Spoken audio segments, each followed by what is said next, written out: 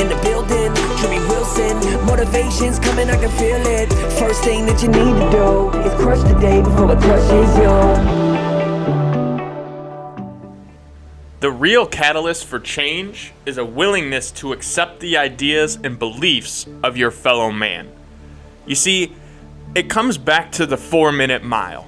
Everyone in the world said it was absolutely impossible to run a 4-minute mile until a gentleman named Robert Bannister was able to accomplish that feat.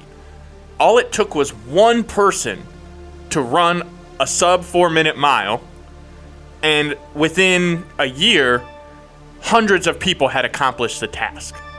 But the reason nobody could do it the first time was because nobody believed it was true.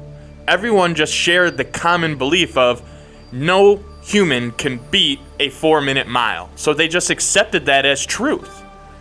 But when someone did it, when someone said, I don't believe that, I do believe I can crush a 4-minute mile, and then they went and took the action necessary to make it happen, and they accomplished their goal, the other runners believed in this guy and said, well, if he can do it, I can do it. And then they went out and they accomplished the goal as well, because they had to believe and see it to make it real. And that's what happens in our life. As we're going down this path, we have to be willing to accept that someone who's putting in the effort, who's going the extra distance to do the work necessary to achieve a goal, and then seeing that goal and believing we can do it for ourselves. We have to be willing to accept others' beliefs so that we can create change in our own life. And that's something you're probably going through right now. There's something that you want. There's something you want to have, to achieve. But you can't necessarily believe it for yourself. So start believing in it, because there's someone else who has most likely accomplished that thing. Find them, study them, understand what it took for them to get to that point that you want to be at.